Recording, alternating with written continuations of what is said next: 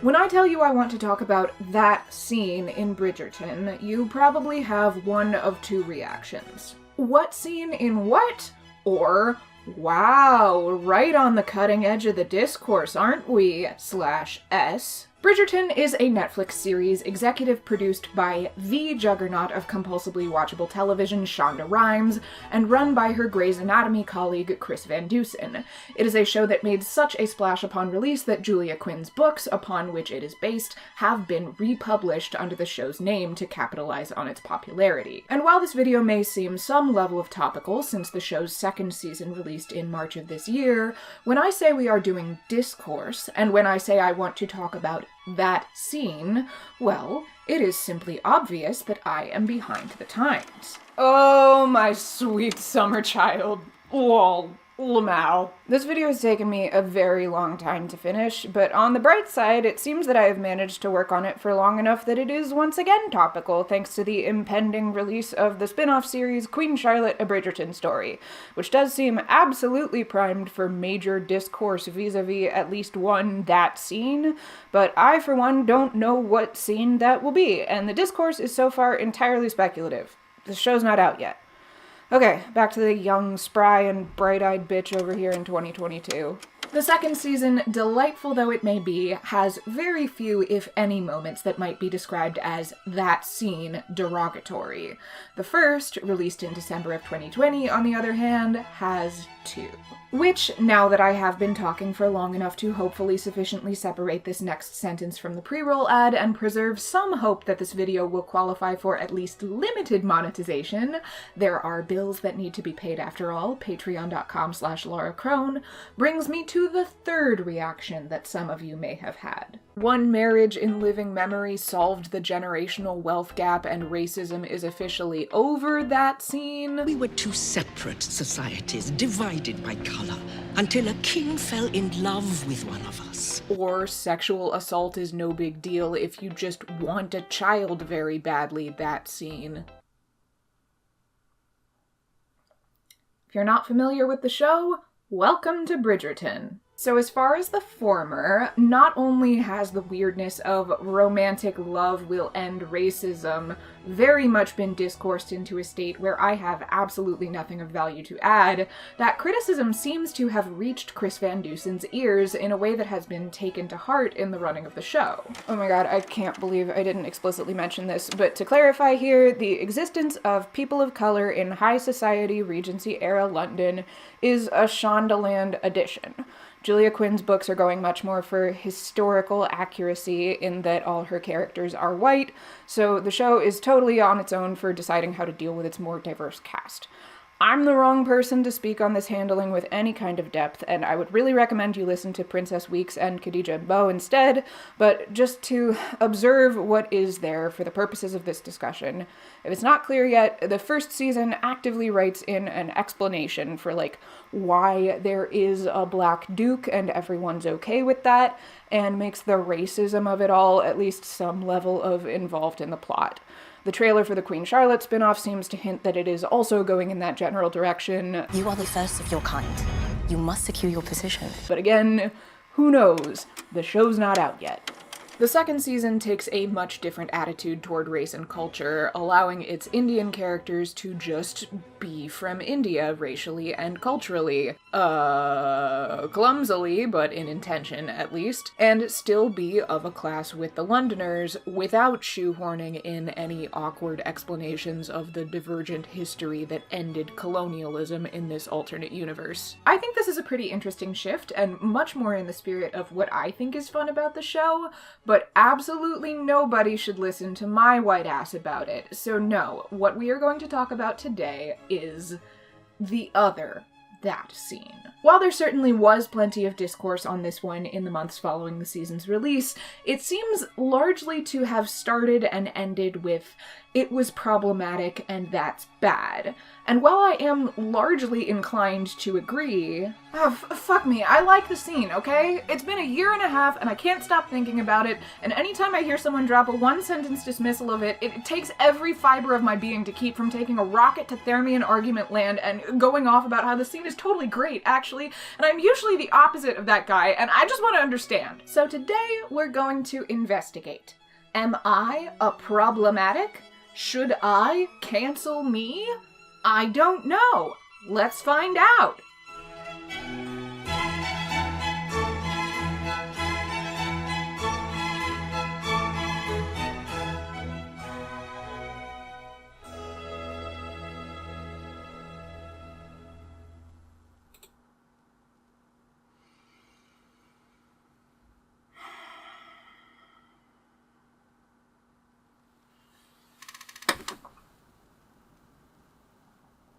This video has taken such a long time to make.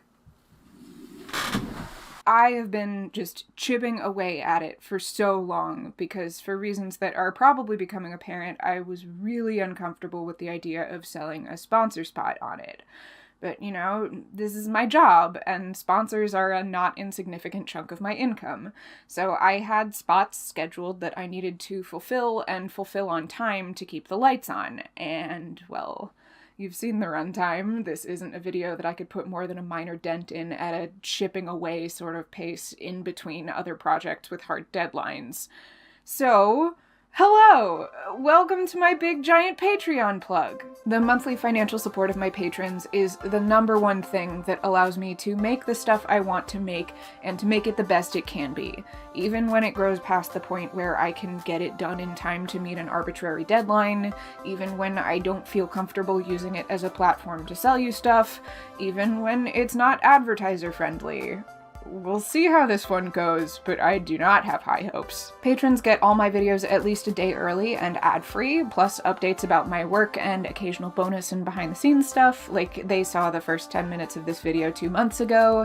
They already know what my next project is, even though I've been deliberately keeping it under wraps, and recently I added a director's commentary for my video on Repo. I am so thankful every fucking day that I get to do this weird thing and call it my job, and my patrons are absolutely the main reason that's at all possible, and they're the only reason I can keep hoping that I might eventually be able to quit my day job and really give this work the full, undiluted attention it deserves in the way I want to do it. So to all of my current patrons, holy crap, thank you so much.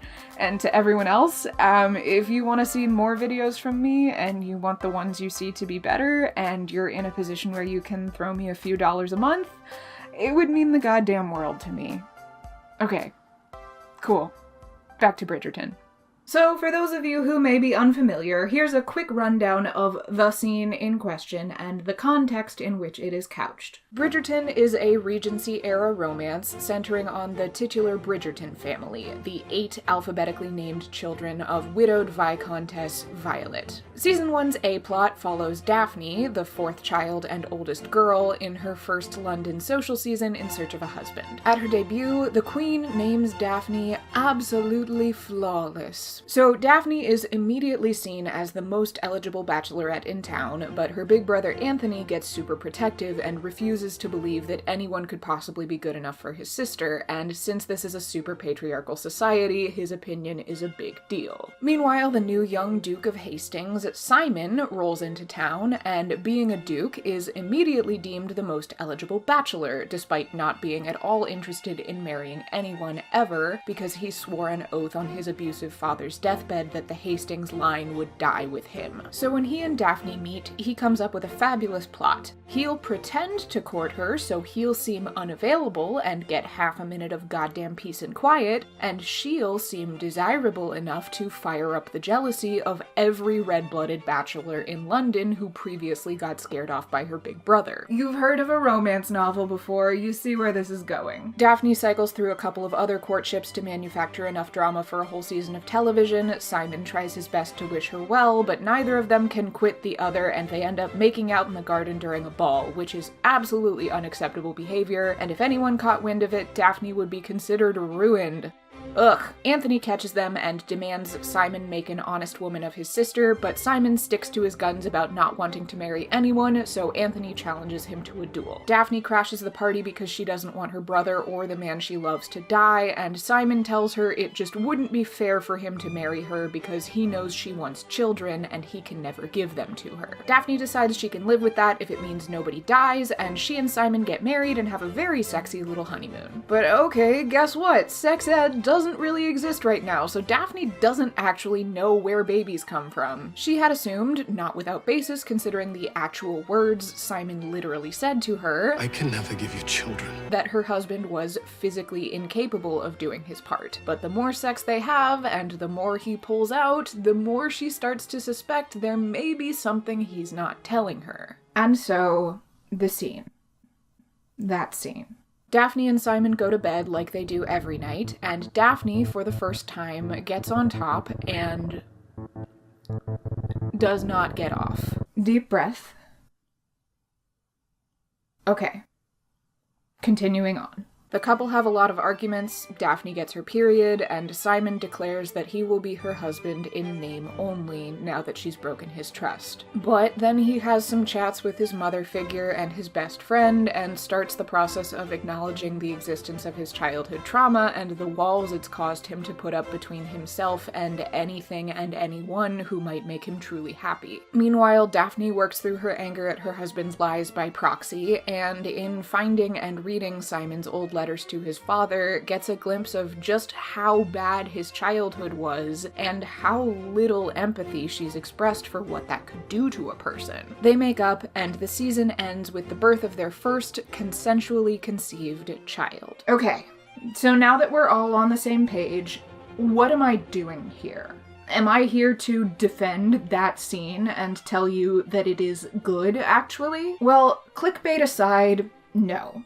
I'll spoil the whole video for you right now. I think the discoursey dismissals of it are, on the whole, extremely valid and more or less in line with my own views.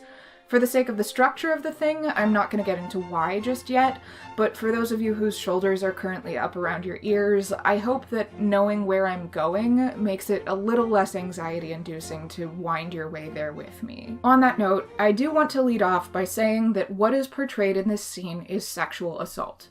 Full stop. Simon has specifically not consented to any kind of sex that could result in conception, and Daphne puts him in a position from which he physically cannot remove himself and then ignores his verbal protests. That is, plainly, wrong. It is a violation of trust, a violation of consent, and it is sexual assault. As an action, it is indefensible, and I will not make any argument that minimizes that. But... oh god, I tried so hard to keep talking for long enough that that but wouldn't sound so sinister, but there's just no way to avoid it. I'm so sorry. But Daphne and Simon are not real people. This is a story. And I am very much of the belief that complex, dark, and potentially traumatic topics should not be de facto off-limits in fiction, even when perpetrated by a character we're mostly supposed to like. I'm also of the belief that how they are handled matters. So I don't really like the idea of leaving this scene at problematic ergo bad, because while I do think there are a lot of extremely valid things to criticize about it, and the bad probably does ultimately outweigh the good, I also think the good does exist. I think this is a much messier example of a fictional portrayal of a difficult topic than the wider discourse has so far given it credit for, and I think we might be able to learn something from giving it a closer dissection. But, I mean, yeah, this is gonna be a close dissection of a really complex, dark, and potentially triggering plot point. I'm gonna do my best not to show the worst of the footage any more than absolutely necessary, but we're gonna be talking about it basically for the rest of this video. So if that's not something you want to be around for, consider your exemption from this lecture granted, and the rest of us will meet you at the bar in a little bit.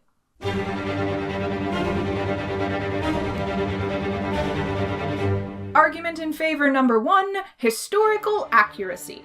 The standards of morality in the world in which the show takes place are different from those of our current world. That's not enough to make everything hunky-dory on its face, but it is a patch on the quilt. That being said, leaning on the standards of morality of high society in 1813 London as we know it ain't gonna cut it, because this isn't 1813 London as we know it. This is 1813 London in the world of Shondaland's Bridgerton, which is less of a true period drama than a historical fantasy. Now, I don't mean fantasy in the sense that there's like dragons flying around or people who can do magic or whatever, but it is a fantasy in the sense that it's a world loosely based on, but ultimately separate from, the one we actually live in. It takes cues from our world's actual history, but it doesn't adhere to it entirely. The ladies' dresses feature an immediately recognizable silhouette, but are made of anachronistic fabrics. Queen Charlotte of England was a real person, but there is no credible evidence that she was black, and her marriage categorically did not end anti-black racism. The string quartet is playing Billie Eilish, diegetically.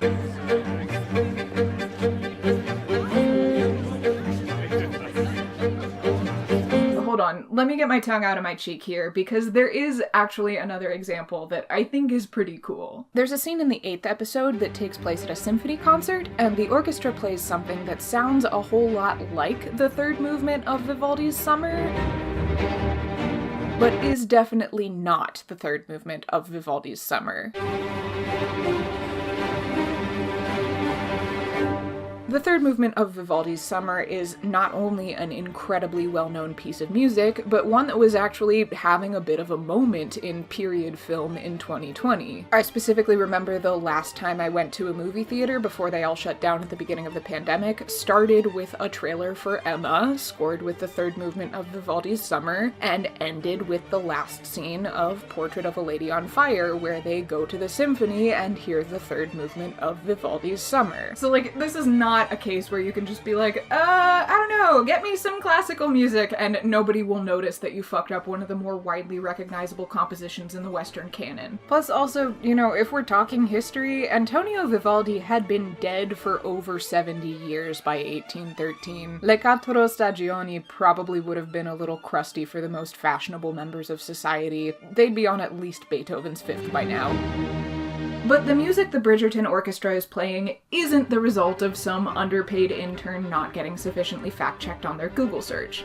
This is a really specific piece of music called Recomposed by Max Richter, Vivaldi, The Four Seasons, originally performed and recorded in 2012. Bridgerton actually uses bits of the rest of the work in its scoring quite a bit, like the music for Daphne and Simon's would-be final dance is Richter's much less literal take on the perhaps even more recognizable first movement of Spring.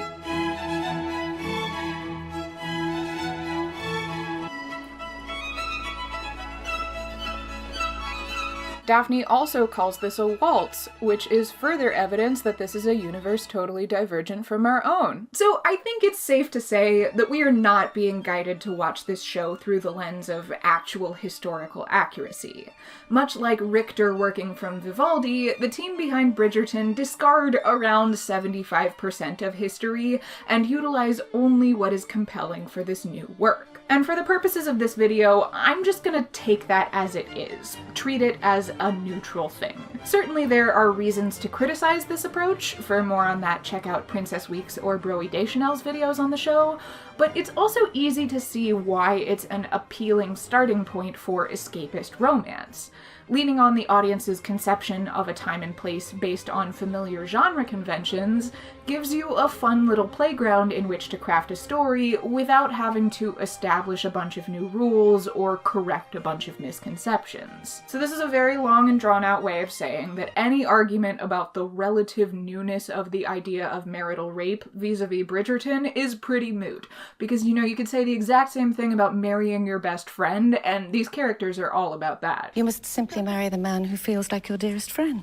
Oh. No, we're going to work only with what is specifically acknowledged within the world of Bridgerton, which is Misogyny. This is a major thematic thread running through just about every one of the show's numerous narratives. Women of this class in this world are expected to marry, and until they do, they have very little agency or power in their own lives. They cannot spend their own money, can't travel or study or go out and get a little debaucherous on a Friday night like their unmarried brothers can and do, to say nothing of the social stigma around spinsterhood. Both Daphne and her sister Eloise are vocally aware of the limitations placed on them by their gender, and their differing approaches are the main source of their sibling rivalry. Eloise is brash and rebellious, stirring up a lot of noise about how unfulfilling she finds the idea of marrying and taking her place in society. Why must our only options be to squawk and settle or to never leave the nest? What if I want to fly? But she has no real plan for what to do about it except shout a lot at people who don't really have any more power to change the situation than she does. You're a man, therefore you have everything. You're able to do whatever you want.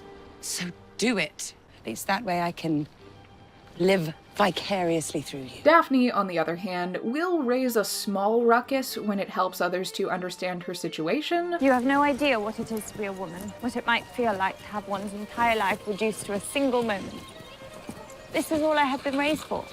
This is all I am. I have no other value. But primarily channels her awareness of her circumstances into seizing what power she has to make the best she can for herself and her own within the current system. You know, if the Master's tools cannot dismantle the Master's house, they may at least be able to build a small addition where she can live comfortably. One of the ways in which the world of Bridgerton's misogyny is most present in the first season is the lack of sex ed available to young women. While the young men don't seem to have any formal education in that particular subject either, they are generally presumed to have figured it out by the time they are of marriageable age, largely due to the fact that they are able to go to school, go out drinking unchaperoned, and even patronize sex workers or have other commitment-free dalliances as long as they're reasonably discreet about it, none of which are permitted of unmarried young women. A major running thread in this first season is that the Bridgerton girls are aware of pregnancy,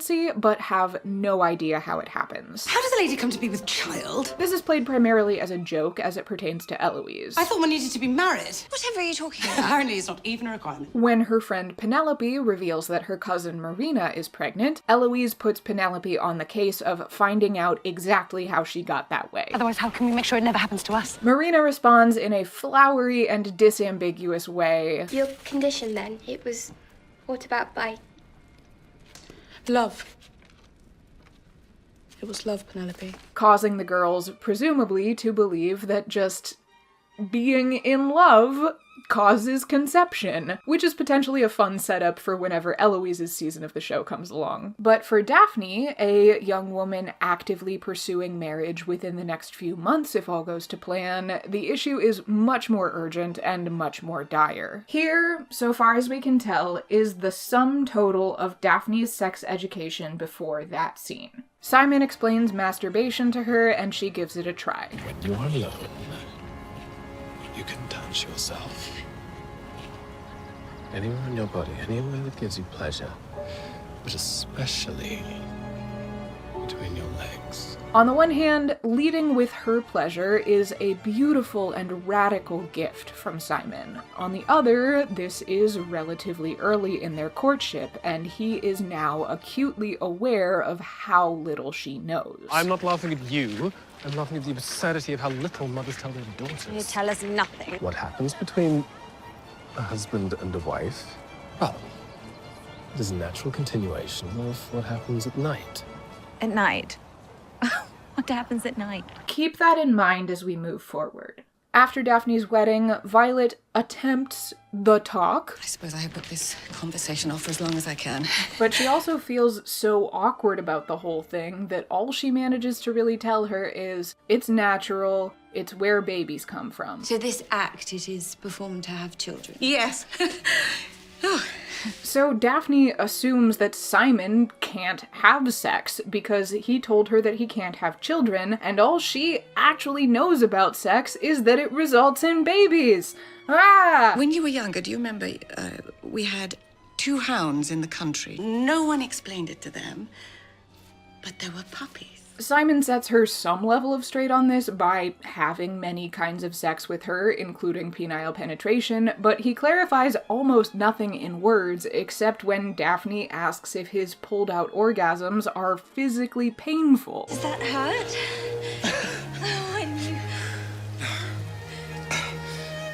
I feel as you feel. Just so we're keeping track, we are now at 3 interactions minimum that should make it pretty clear to Simon that Daphne doesn't know anything about sex. In a discussion about Simon's father, who in his obsession with an heir pressured Simon's mother to keep trying to conceive long past the number of miscarriages when the doctors said it was safe, the Hastings housekeeper tells Daphne, Everyone talked as though it was her fault, but how could they know that? A womb cannot quicken without strong, healthy seed. Daphne is, again, left to make the connection of just what the fuck strong, healthy seed is on her own, which she starts to do the next time she and Simon have sex and she sees him ejaculate into a handkerchief. This incident leads her to finally flat out ask her lady's maid for some goddamn clarity. How does a woman come to be with child? And then, the scene. So, to recap, Simon is well aware of the basic mechanics of sex and almost certainly of his wife's lack of knowledge in that department. He tells her of his decision never to have children in words that are ambiguous and easy to misinterpret. I can never give you children. Whether that initial miscommunication is deliberate or not, he does not clear things up, even when his wife makes it abundantly clear that she does not know anything about the birds and the bees she has not learned from him. Daphne quite possibly didn't even know it was physically possible for any penis to ejaculate inside of any vagina until this afternoon. And we're placing the burden on her to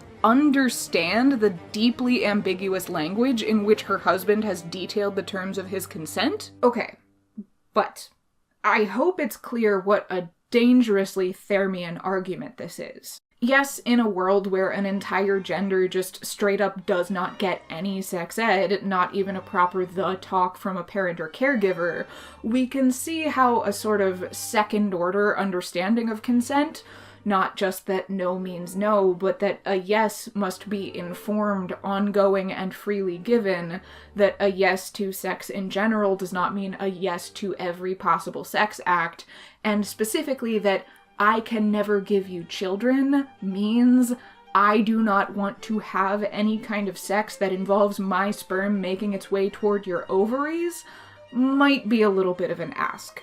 If a person doesn't even really have the tools to give their own informed yes, they're probably not quite at the level where they can be expected to understand and respect a pretty specific implied no from someone else. But the world of Bridgerton was written that way by and for people who live in our world.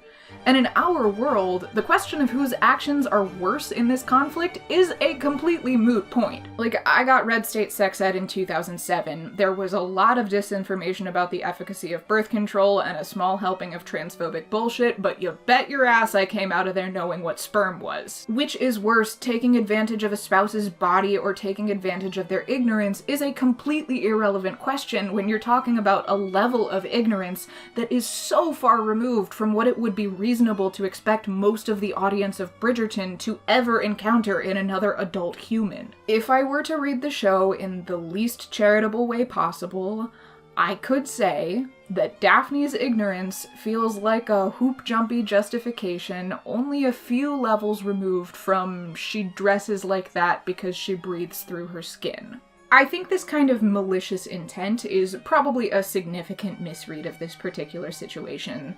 It's much more likely a natural consequence of world-building decisions that were already in place. And for what it's worth, both Daphne's ignorance and her act of sexual assault are inherited from the book this season is based on. More on that in a bit. But I do think that when you're telling a story about a subject that might be triggering to a significant chunk of the audience, or fuck with real people's humanity, or influence attitudes about extremely harmful and traumatic real-world behavior, you need a lot more than an in-universe justification for why it's not that bad in this specific scenario. It needs to be doing something. It needs a reason to be there.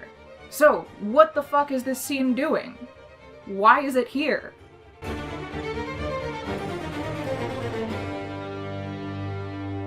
Well, in a word, the story. Bridgerton, if it's not obvious, is first and foremost a romance, and our leads need some sort of conflict to clash over, resolve, and come out of stronger through the power of love. This season's first half is about the will they or won't they, with, of course, the genre-conventional foregone conclusion that they will. Daphne is a traditional capital L lady, and Simon has a reputation for being a rake, a perfectly sized conflict to generate a little flirty forbidden tension while still being obviously surmountable by the power of love. This gives way to a single episode scale conflict where both our lovers believe that they have entrapped the other into an unwanted but societally necessary marriage after their little moment of passion. Simon thinks he's forced Daphne to give up on her dreams of a conventional family in order to escape the ruinous scandal he carelessly forced on her, and Daphne thinks she's dragged Simon out of his wanton bachelor lifestyle and into a loveless ball and chain situation by giving in to her misplaced desires. Neither of them are entirely wrong. Their wedding does mean both of them giving up things they said they wanted,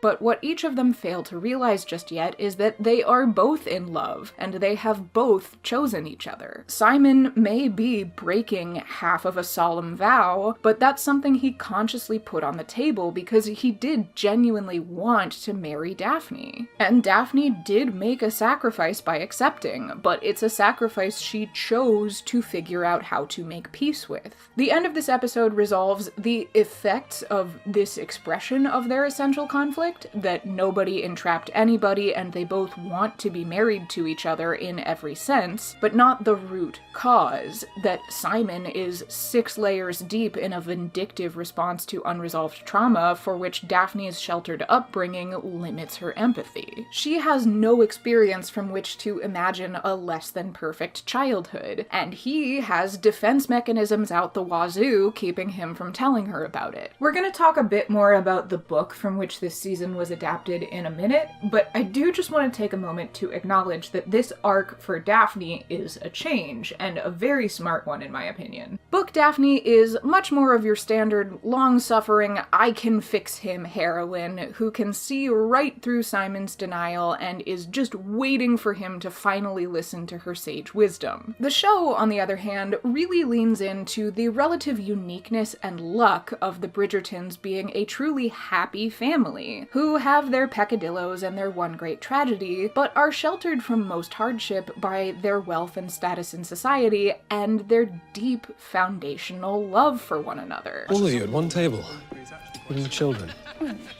I realize it may be unfashionable, but we like each other. Their conflicts are given scope by comparison with a family who get only a few sentences of mention in the book, the much more complicated Featheringtons, who are constantly under threat of financial ruin thanks to their patriarch's gambling habit, the resentment for which his wife, who distinctly did not marry for love, takes out in part on her daughters. This angle gives Daphne some much-needed nuance in her relationship with Simon. The mixed blessing of her idyllic upbringing is that while she is very happy and very supported, she is also very naive. She simply has no scope of understanding to process that abusive parents could exist. Simon needs to open up to her, but she also needs to be ready to hear him. Which brings us to that scene, which is where this exact issue comes to a head. Now, I do need to clear one thing up that already puts me at odds with a lot of other folks' interpretations, which is that I don't see this moment as Daphne trying to get pregnant. On paper, I can see how someone would get that reading, and to be abundantly clear, I don't think Daphne's motivations matter in the sense of the baseline morality of her actions. Sexual assault is sexual assault. But her motivations do matter in the sense of the story in which her actions take place. While, yes, there are a handful of moments in this episode where it is clear the idea of having children with Simon is still a bit of an open wound for her, those read to me not so much as desire, but as grief, as Daphne processing the lingering emotions of a sacrifice she is nevertheless committed to. What seems much more clear and present for her is her husband. Now that the honeymoon is over, he is distant in a way that suggests there's something he's not telling her. The whole household clearly knows something she doesn't about the family history of her new home. She is starting to notice a consistent pattern of postcoital behavior that's ringing some alarm bells for her. And she is a lady of polite society where you do not talk about these things. This is a huge part of the fun and drama of the show as a whole. The rules of this world are that you talk around anything that might be even somewhat sensitive, and Daphne is very, very good at it. But she has now come up against a problem that can't be solved that way. She doesn't know enough about sex or trauma to have an oblique conversation about either. So she does the only thing she can come up with to do. What I see in this scene isn't a woman trying to get pregnant. I see a woman trying to find out once and for all if her husband has been lying about his physical ability to get her pregnant. And within that reading, it is hard for me to overstate just how dramatically effective this scene is. This is an absolute crisis of both characters' conflict with one another and with themselves. Daphne discovers that Simon has been lying to her. Simon has to confront the comforting lie he's been telling himself, that of course she was able to read between his lines despite all the evidence that she could not possibly. Daphne betrays Simon in a way she lacks the context to understand the extent of, and Simon learns that Daphne has the capacity to betray him. Simon lets his guard down enough to speak some portion of his truth for the first time, in a moment when it will only vindicate Daphne in her own mind, further walling them both off from one another. It is a stunningly effective character beat. Daphne and Simon truly want to love each other, but they each have massive obstacles in their own way, perfectly complementary baggage to trigger each other's least healthy coping mechanisms. They have to at least identify their own bullshit before they can start building something together. This scene brings all of that to the forefront and rockets them away from one another so they can actually be ready the next time they come together. Which brings us to probably the most consistent and salient point recurring in the discourse around this scene. See, I was a little reductive about that criticism earlier, out of necessity just to get the ball rolling, but the general consensus seems not just to be that it's problematic and therefore bad, but that it's problematic and never fully addressed as such within the context of the story, and that's bad. With some criticisms going so far as to say that it is framed like nothing bad happened. Now, as far as that extreme, let me present you with the final moments of this episode. Perhaps she thought it her only option, or perhaps she knows no shame. But I ask you, can the ends ever justify such wretched means? But in terms of the core argument, that a bad thing happens but is never properly addressed as bad, that the narrative consequences are insufficient for just how bad a thing has happened, that Daphne is even rewarded for her actions because she ends up with the baby she wanted, this is interesting. Let's take a closer look. How do Daphne and Simon address what happened? Well, the obvious issue is they don't. Simon makes it very clear in the immediate aftermath that what Daphne did was not okay, but they never bring it up again in the kiss and make up phase. Mr. Granville did seem to omit the grey hair or two I've surely gained from the emotions of the past few weeks. But they do address the core conflicts of which this moment of crisis sits on the surface. Simon's resolve never to sire children results from his poorly adjusted response to his trauma around his father. Once he starts to confront that within himself, he is able to open himself up to the possibility of what he actually wants for himself. The possibility that once he removes revenge against a dead man from the equation, he might actually want to have a family with the woman he loves. Pride, your grace. It will cost you everything and leave you with nothing. You must not allow it to happen to you too. Daphne, meanwhile, channels her anger at Simon's lie into trying to get the no-good father of Marina's as-yet unborn child to step up and take responsibility for his actions. Why should he be the one to choose your future, when he clearly cares not for the outcome?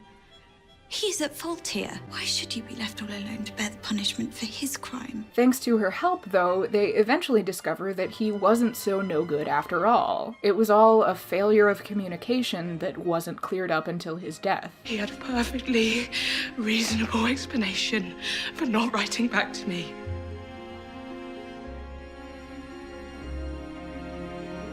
And I was wrong. Marina's willingness to choose love, even in intensely imperfect circumstances, moves Daphne to let go of her prideful and sheltered tendency to make the perfect the enemy of the good, and try to see things from Simon's perspective, to resolve her relationship's failure of communication sometime before anybody dies. In Gwen Hay's book, Romancing the Beat, Story Structure for Romance Novels, she writes, "In a broad sense, all romance books are about one theme. Love conquers all. Your job in your story is to show two examples of all. Whatever is keeping your characters from falling in love, being in love, or thinking they deserve love is what your book is going to be about. All your plot points and beats need to be looked at through the lens of that fear or misconception or deep-seated issue. Your book needs to show the process your protagonists endure to change, so that by the end of the book, they are able to give their whole heart to someone else and accept love in return." The alls that love conquers for Simon and Daphne are a maladaptive trauma response and a sheltered perfectionism. The theoretical baby is a proxy war for the actual issues over which the couple conflict. He is a tortured soul who doesn't believe he is worthy or capable of the genuine and joyful part of love, and she is so naive as to believe that love means everything is easy. Daphne's violation of Simon's consent is an expression of her all. The way in which that violation hits Simon is an expression of his. These are both effects, not causes. So once those causes are resolved, narratively, they are ready to move forward without addressing the effect. Just because something is not perfect does not make it any less worthy of love. I love all of you. Even the parts that you believe are too dark and too shameful. I do not want to be alone. I know that now. And what I do not know is how to be the man you need me to be. You stay, and we get through this together. If you do this, if we do this, then nothing else will matter. But that certainly is one hell of an effect to leave unaddressed. Now, while we're talking about narrative, there is one more piece that needs to be put in place in this puzzle, and that is adaptation. Bridgerton is not an original work, it is an adaptation of a series of novels. And while dogged adherence to problematic material does not excuse the creation of further problematic material, knowing where we started is likely to be very useful in understanding how we got here. So, let's read a book.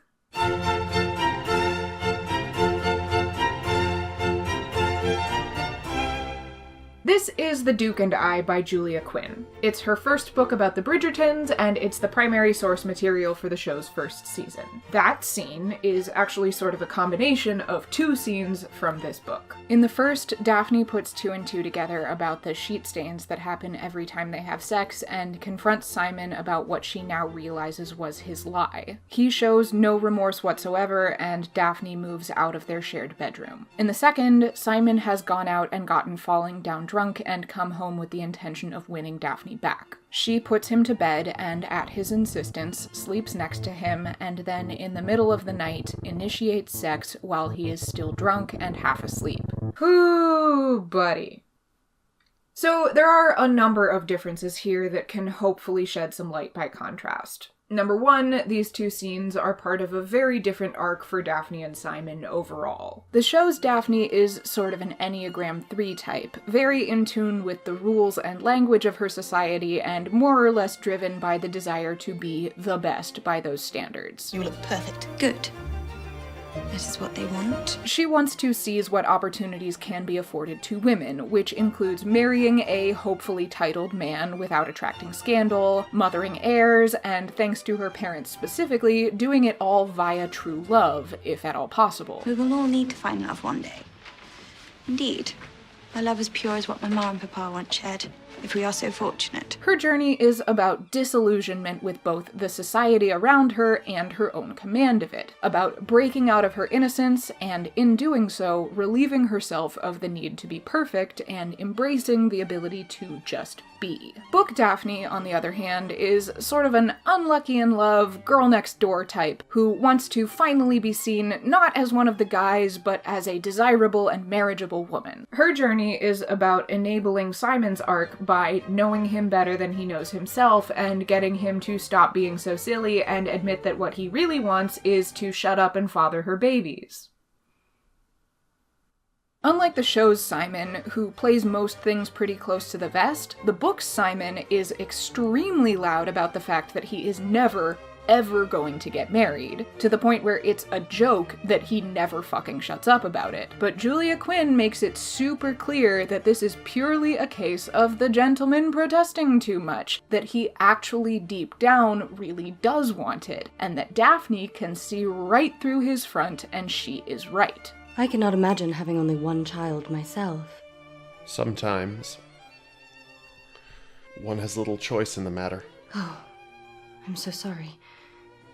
I'd forgotten. Your mother. I didn't know her. I didn't mourn her. But his blue eyes were strangely hollow and shuddered, and Daphne somehow knew that his words were false. At the same time, she knew that he believed them 100%, and she wondered, what could have happened to this man to make him lie to himself for so many years? During the fake courtship, Simon is constantly thrown into situations where he inadvertently proves that he's great with kids, which of course means that he would make a great father and shouldn't be treated as an authority on his desire not to be. You were wonderful today, with Gregory and Hyacinth. They adore you. Children always have done. It still does not mean I want any of my own.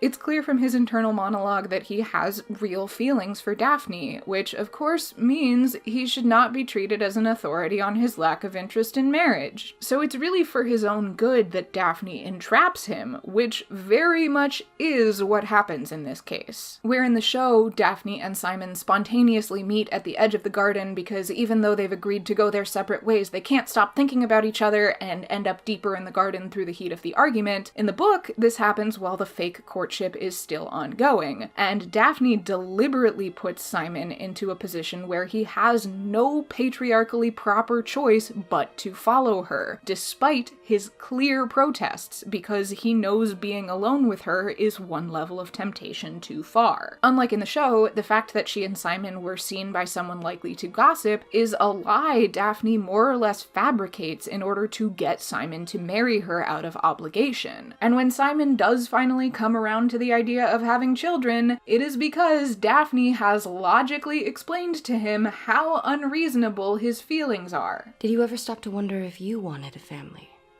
If you wanted a child of your own? You'd be such a wonderful father, Simon, and yet you won't even let yourself consider the notion. You think you're getting your revenge, but you're really just letting him control you from the grave. If I give him a child, he wins. No. If you give yourself a child, you win. We all win. If you don't want a child because you don't want one, that's one thing. But if you deny yourself the joy of fatherhood because of a dead man, then you're a coward. At some point, you've got to leave him behind and live your own life. You've got to let go of the anger and... Don't ask me to do that. It's all I had. Don't you see? It's all I had. I don't understand. Why do you think I learned to speak properly? What do you think drove me? It was anger. It was always anger, always to show him. Simon! Isn't that just too amusing? I hate him. I hate him so much, yet he's the one reason I've managed to succeed. That's not true. You would have succeeded no matter what. You're stubborn and brilliant and I know you. You learned to speak because of you, not because of him. If he'd shown you love, it would have made it all the easier. I was shown love. I knew nothing but love and devotion when I was growing up. Trust me, it makes everything easier. Just when Daphne was beginning to fear she'd lost him, he looked up at her with shattered eyes. I want to be happy. You will be. You will be. In the second epilogue to the book, originally published in a separate volume called The Bridgertons Happily Ever After, Quinn shows us that this pattern is still going on 20-odd years later, in a scene where Simon struggles with what to do with a packet of letters recovered from his father's possessions after his death that Daphne held on to, despite Simon's instructions to burn them. I know you don't want to read those. I really don't care. No, you do. Not enough to destroy them, but they still mean something to you. I hardly ever think about them. I know. But just because you let go of your father, it doesn't mean he never mattered. He didn't speak. He didn't know what to say. She's basically Elise in The Swan Princess, Princess Tomorrow, Pirate Today, being like, well, I know your experience with your family was terrible, but have you considered that my family is perfect, and therefore I am the source of all wisdom on all things family related, and all of your opinions are invalid, and I think we're supposed to see that as super romantic? So in all of that context, the sexual assault is more or less framed as a totally reasonable act of Daphne forcing her doofus husband to get over himself. We hate that.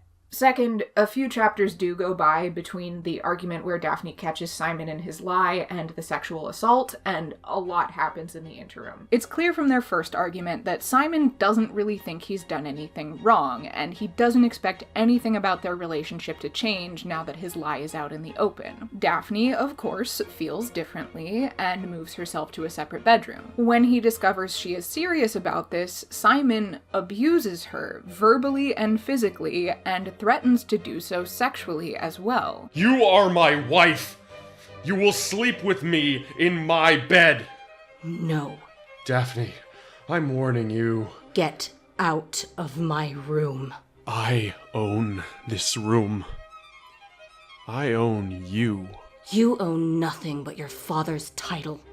You don't even own yourself. All of Simon's good intentions fled the room, and he charged forward, grabbing her by her upper arms. He knew his grip was too tight, but he was helpless against the searing rage that flooded his veins. Explain yourself. Now. Your father is still ruling you from the grave. Your actions, your choices, they have nothing to do with you, with what you want or what you need. Everything you do, Simon, every move you make, every word you speak, it's all just to thwart him. And he's not even alive. You're my wife. Legally, I own you. That's true. He closed the space between them in a heartbeat, his hands finding her shoulders. I can make you want me. I know. And even if I couldn't, you're mine. You belong to me. I could force you to let me stay. You would never do that. And he knew she was right. So all he did was wrench himself away from her and storm out of the room. So there's an extent to which Daphne's actions are framed almost as justified retribution, as playing the same game her husband is playing. Third is the knowledge with which both characters do what they do. In the show, Simon's statement, "I can never give you children," could be taken as a poorly worded but genuine attempt to explain his actual situation that just falls short. In the book, though, we have access to his internal monologue, making it abundantly clear that he knows he has lied and is willing to double down on it. Simon took in a shaky breath. How to tell her? What to tell her? He couldn't tell her the truth, not all of it at least, but she had to understand if she married him, she'd be giving up more than she'd ever dreamed. He had to give her the opportunity to refuse him. She deserved that much. Simon swallowed, guilt sliding uncomfortably down his throat. She deserved much more than that. But that was all he could give her. Daphne. What is it? Surely nothing could be so awful. I can't have children. There. He'd done it. And it was almost the truth. If you marry me, you will never have children. You will never hold a baby in your arms and know it is yours, that you created it in love. You will never... How do you know? I just do. But... I cannot have children. You need to understand that. And since Daphne's realization of that lie comes several chapters before the sexual assault, there is no question that she knows exactly what she is doing. She is infinitely more capable of understanding what Simon has and has not consented to than the Daphne of the show, who only found out about sperm this afternoon and still doesn't actually know for sure that Simon is lying to her. And finally, are those narrative outcomes and consequences everyone is so keen on. Because, again, we've got access to Daphne's inner monologue, we know that she has at least some sense of what she did wrong. She wasn't ashamed of her actions. She supposed she should be, but she wasn't. She hadn't planned it. She hadn't looked at him while he was sleeping and thought, he's probably still drunk. I can make love to him and capture his seed and he'll never know. It hadn't happened that way. Daphne wasn't quite sure how it had happened, but one moment she was above him, and the next she'd realized that he wasn't going to withdraw in time, and she'd make certain he couldn't. Or maybe she closed her eyes tight. Maybe it had happened the other way. Maybe she had taken advantage of more than the moment. Maybe she had taken advantage of him. She just didn't know. It had all melted together. Simon's stutter, her desperate wish for a baby, his hatred of his father. It had all swirled and mixed in her mind, and she couldn't tell where one ended and the other began. And she felt so alone. Wow, weak sauce, and it gets worse. I don't like to see you so upset. I don't see how you could expect anything else. He swallowed, trying to relax his throat, and finally he just said the only thing in his heart. I want you back. When we argued, I lost control. I couldn't speak. I hate myself like that. Is that why you left? He nodded once. It wasn't about what I did. I didn't like what you did. But that wasn't why you left. It wasn't why I left.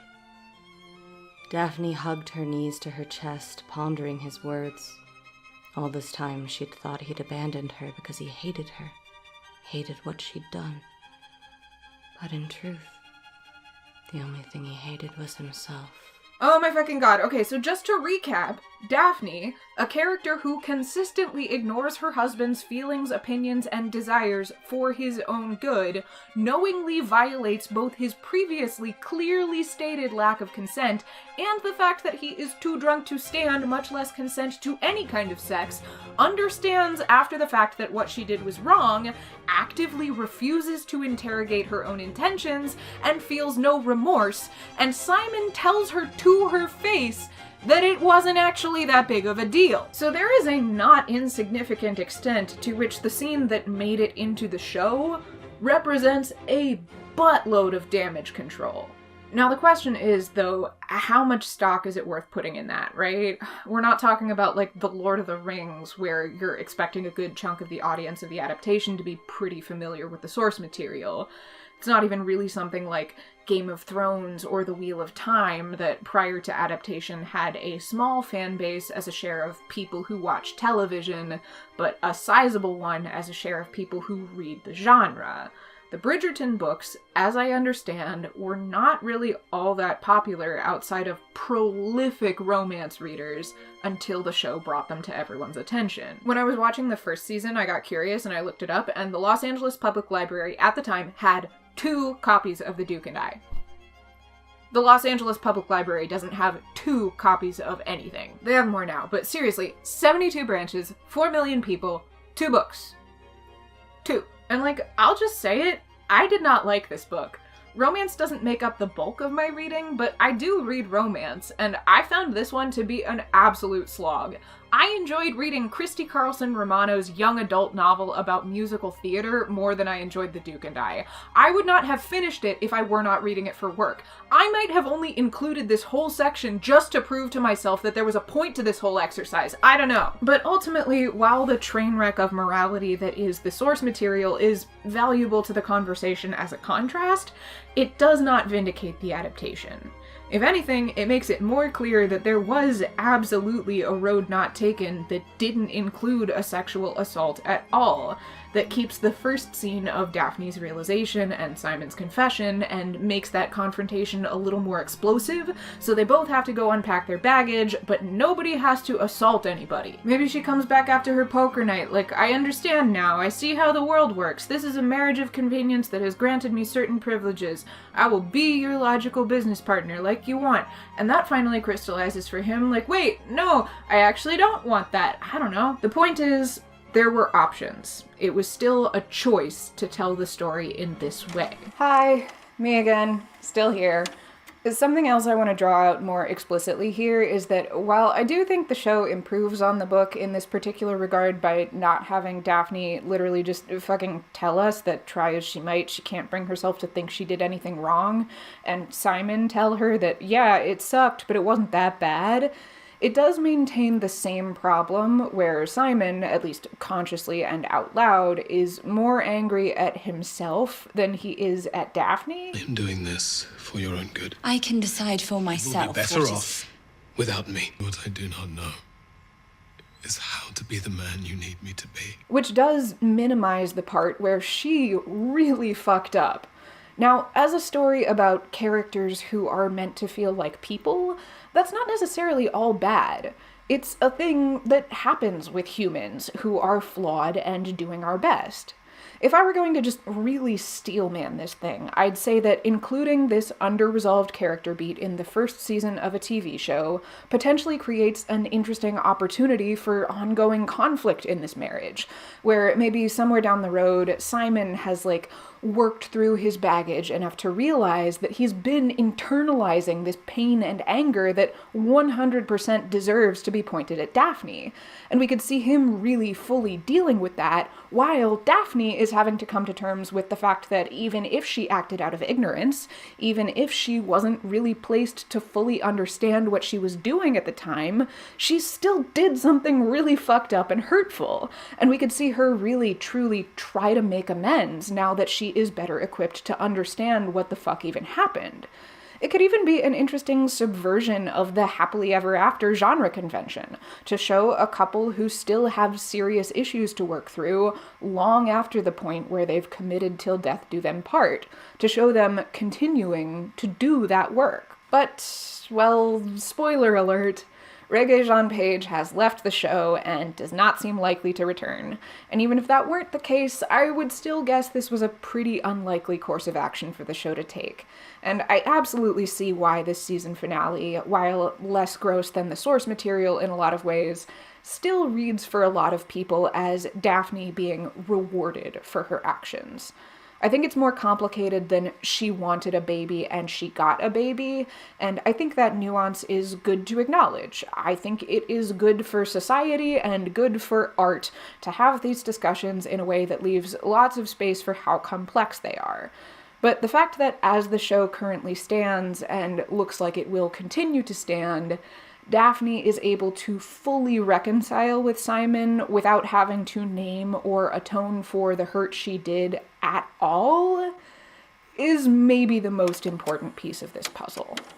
And with that, I think we have arrived at the inevitable.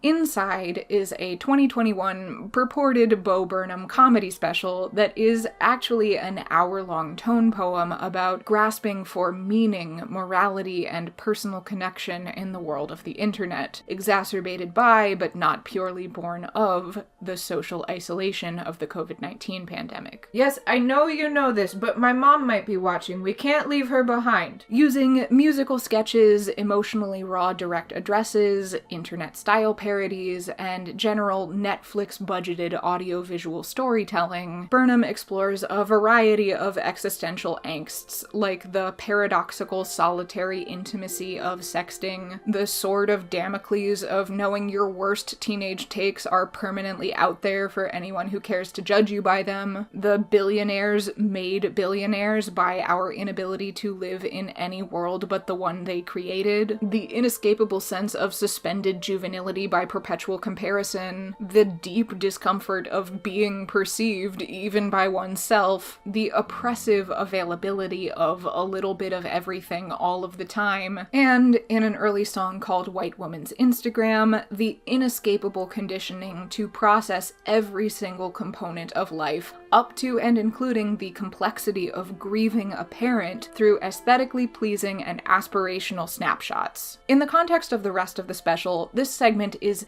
deeply empathetic toward the people who make and consume this kind of content, exploring the ways in which the social internet as a whole, and Instagram specifically, have shaped our expectations for what kinds of emotional realities are not just desirable, but baseline acceptable. But the piece does not exist in the cold, dead vacuum of Inside. It sits in a greater cultural landscape where cis male comedians dressing like ladies, or even just listing things that women do, have a long and storied history of being read as de facto hilarious.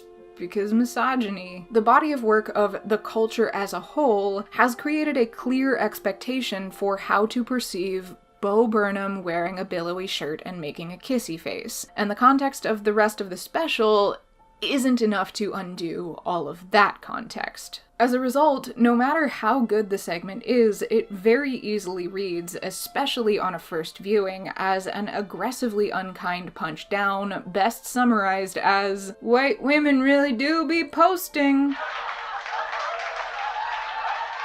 So it matters a lot that Bridgerton exists in a cultural and media landscape with a storied history of minimizing the sexual assault of men, especially the sexual assault of men by women. As displayed in Pop Culture Detective's incredible and thorough compiling work, fictional portrayals often not only minimize the subject, but treat it as inherently comedic. And this has repercussions outside of fiction, on some level both contributing to and reflecting real-world attitudes about actual people perceived as male who are survivors of sexual assault. Conversations about this trend in media have become more prominent over the last 10 years or so, which is exactly why this scene has been such a flashpoint in the discourse. But the trope is far from dead, and taking that into consideration, yeah, I would very much agree that any story portraying sexual violence committed against a man should be held to a pretty high standard of being really clear that it is portraying sexual violence and that that is bad. And honestly, I think I agree that in terms of where that bar needs to be right now in the year of our Lord 2022, Bridgerton falls short. If you're telling a story about a man being sexually assaulted in a culture that doesn't always believe that's even possible, you kinda need to just say it in words at some point. That's a big part of why I've chosen to say it in words so many times in this video, even though that will probably get me demonetized. Patreon.com/Laura Crone. It's all well and good for a piece of fiction to function within its own context, to obey the rules it has established for its world, to hit dramatic lows and satisfying highs and do justice to the emotional journeys of its characters, to improve upon its source material in adaptation. But at the end of the day, a story cannot be divorced from the moment in which it is heard. I think that if the sieve of time is good to Bridgerton, if it doesn't just end up in the stuff bucket of Netflix's back catalog, if my sister's kids' generation discovers it in their late teens and early 20s, I honestly think that they will watch this scene and think it's pretty good. I think it will age with a grace that most of the material compiled in that pop culture detective piece absolutely will not. Because I think we as a culture are going to keep getting better about this. I think we're on track to eventually create a world where we understand that sexual assault is real and a huge problem, no matter the genders of the person who does it or the person they do it to, where we recognize it for what it is without needing it pointed out to us, where we take it seriously as a knee-jerk reaction. And in that world, I think the context of everything this scene has going for it will speak for itself. But we're just not there yet.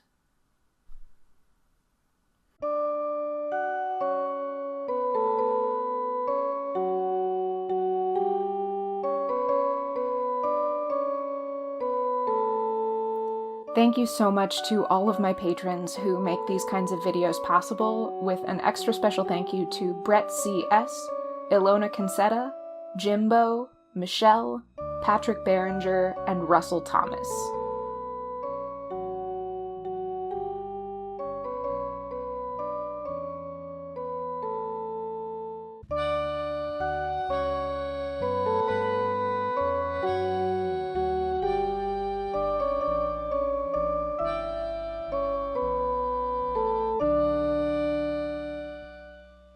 I might have only included this whole section just to prove to myself that there was a point to this whole exercise. I don't know.